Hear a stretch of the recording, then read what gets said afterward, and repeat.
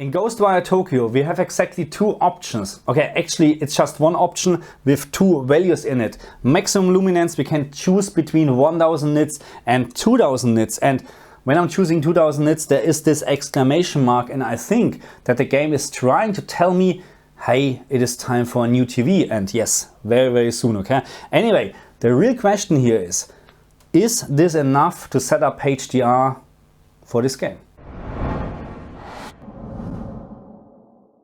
And even it wouldn't be enough to set up HDR in this game, there is nothing what we can do about it, because the PlayStation 5 calibration menu is not supported. But to be honest, I did not expect anything else. In regards to HDR black level rays or elevated black levels, I have very good news for you. Yes, we have elevated black levels in this game in Ghostwire Tokyo, but it is very minor. It is very, very minor. To have the best experience or to get the best experience on my HGiG, I would actually need to decrease my brightness from 50 to 49. But as I said before, it is very, very minor, so I don't even care. In terms of the maximum peak brightness in this game, we really just have two options, 1000 nits and 2000 nits. And by the way, I figured out what the exclamation mark means. It is not a secret hint from the game that I need a new TV with a maximum or much higher peak brightness. It is just a hint that we are going to change options in the game, okay? But I'm getting a new TV anyway, okay? I'm not listening to a game. And no worries at all, I'm not, and I repeat, I am not selling my HGiG, okay? I am keeping my HGiG, okay? No worries at all. Anyway, moving on. UI luminance level is responsible for all the user interface stuff on the screen, like the map here, like the little hint on the top here, and like this little stuff here. So feel free to change this value as you like it. Okay, so let's talk about some numbers. And of course I analyzed a couple of screenshots like this, and we're starting with 1000 nits in the option menu. And right now the game is asking to output 800 nits. So please do not confuse this number here or this value here with the real brightness on the screen, okay? So this number here, this value is what the game likes to output, but it doesn't mean that the screen or display is actually capable of. And I will will share, of course, my measurements in terms of the maximum or real brightness on the screen with you in a second, but right now we're focusing actually on this. 1000 nits, again, 800 nits output, or the game is asking to output, and then when we change this to 2000 nits in the option menu, the game is now asking to output 1250 nits. And I need to be honest here, I was actually expecting something like 1500 and 1600, but that's not the case. Okay, here's another example, and we're starting again with the 1000 nits option in the game menu, and right now the game is asking to output 720 nits. Changing this to the 2000 nits option, the game is now asking to output 1000 nits, not 10,000 nits, 1000 nits. Moving on to, let's say, this screenshots, and by the way, some HDR effects in this game are just looking very, very nice, and I can just imagine how something like this looks on the Samsung S95B.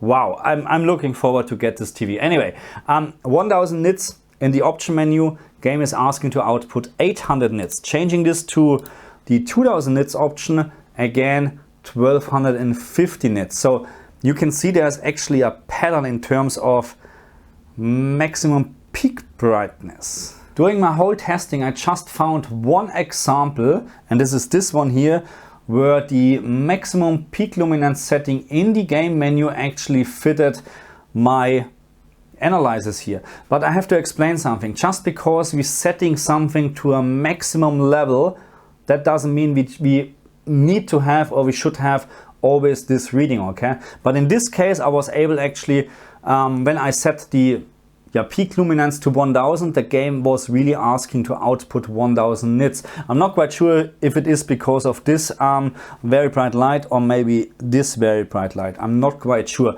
But moving on and having a look on the 2000 nits option, and the game right now is also asking to output 2000 nits. And this, by the way, was not really the maximum peak luminance what I found.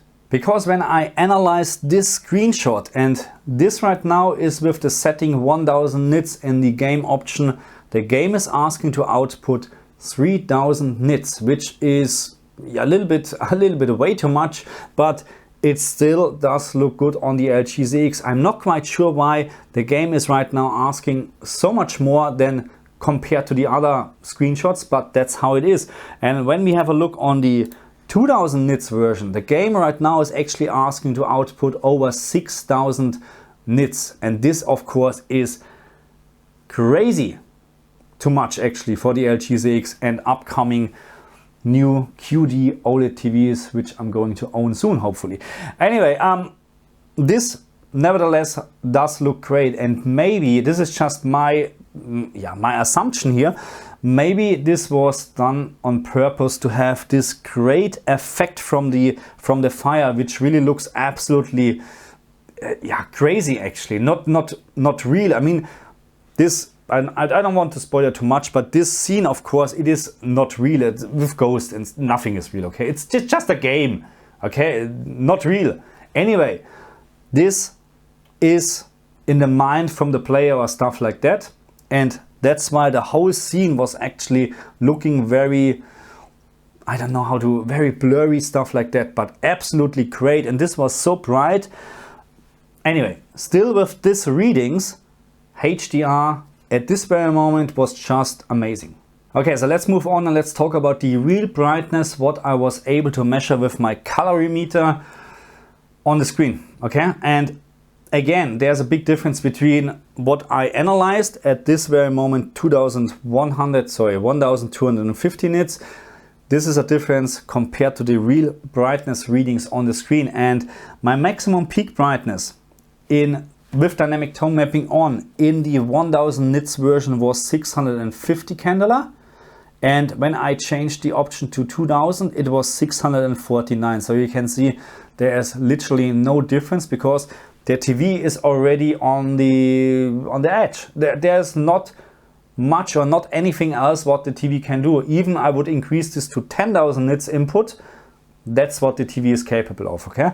So with HGiG, the same object, 646 candela with 1000 nits option and 651 with the 2000 nits option. So a little bit of a difference, but actually absolutely the same. So the biggest difference what I was able to measure was actually with dynamic tone mapping off, because this is also to explain because we're not doing any tone mapping on the screen. We're just taking the information and we displaying it. And difference was dynamic tone mapping off 440 candela with the 1000 nits option and 525 candela with the 2000 nits option. I mean, yes, of course, a little bit higher because we have now 2000 candela or 2000 nits input, but regardless of this, I would not recommend to play this game with dynamic tone mapping off. And as always, I try to answer the question HGiG or dynamic tone mapping on, and in most of the cases my answer is it is absolutely up to you. I have to admit that right now, with all the lights on in this room, I am struggling to play with HGiG because it is just not bright enough. But usually I'm playing in my almost pitch black room, and HGiG in this game is more than bright enough for a very dark room, okay? And as you have seen, the maximum peak brightness, there's literally no difference between HGiG and dynamic tone mapping on.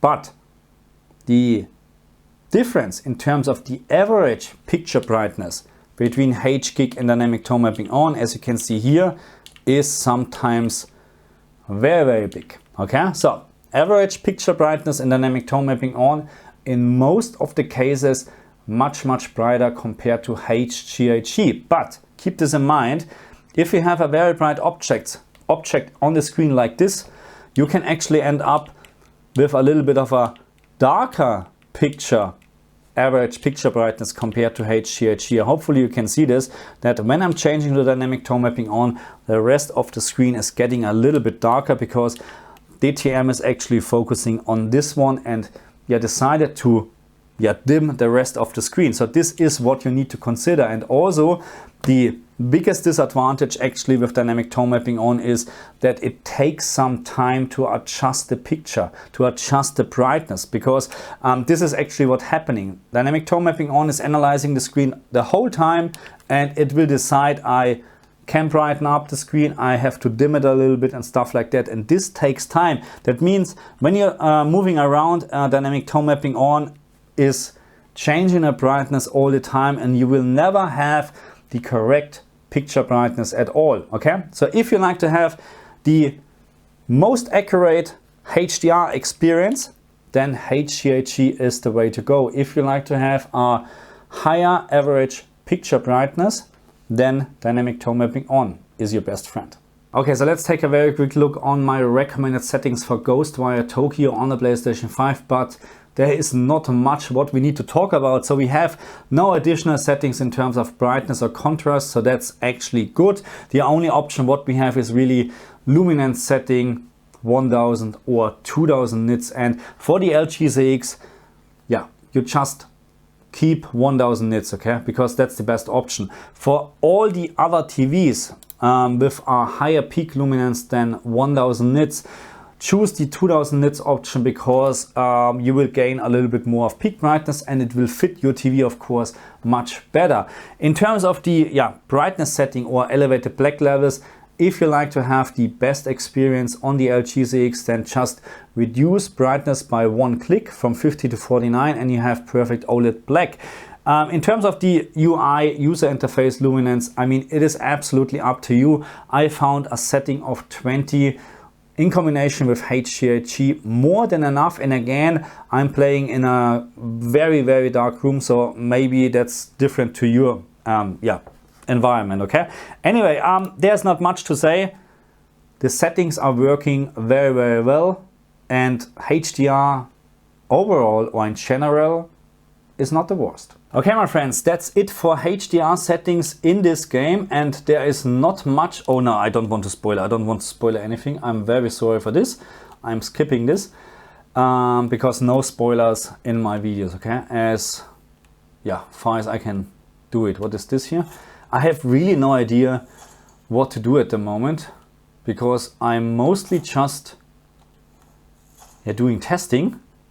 And so how do I find this game so far, or how do I like the game? I mean, it's something new, I have to admit, it's something new, but it's not really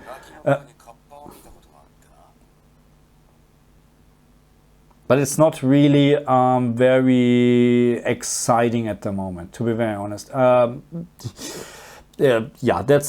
That's my impression at the moment. It's not bad, it's a nice game, it's interesting, but let's see. Maybe, it's not it's okay. Okay. Anyway, I will probably, but I'm not sure when, do a video about the graphic options, because I think, if I'm not wrong, we have 6 graphic mode options actually on the PlayStation 5, and I found so far just actually 2 modes which are not stuttering. There are 2 modes with VSync enabled. The other options, I think, quality mode is 30 FPS. Performance mode, of course, is 60 FPS. And it's also not stuttering, but I found the quality mode with VSync on actually very, very nice. But I'm looking forward for the verbal refresh update on the PlayStation 5, because then we can actually play all those settings without any problem, like this one here, or like this one here. The HCFR is probably, it's stuttering and no VSync and nothing at all. Anyway, this is a perfect game for testing VRR on the PlayStation 5 as soon it is available, whenever that is. Okay, anyway, thank you very much for watching me. I see you guys next time. Bye.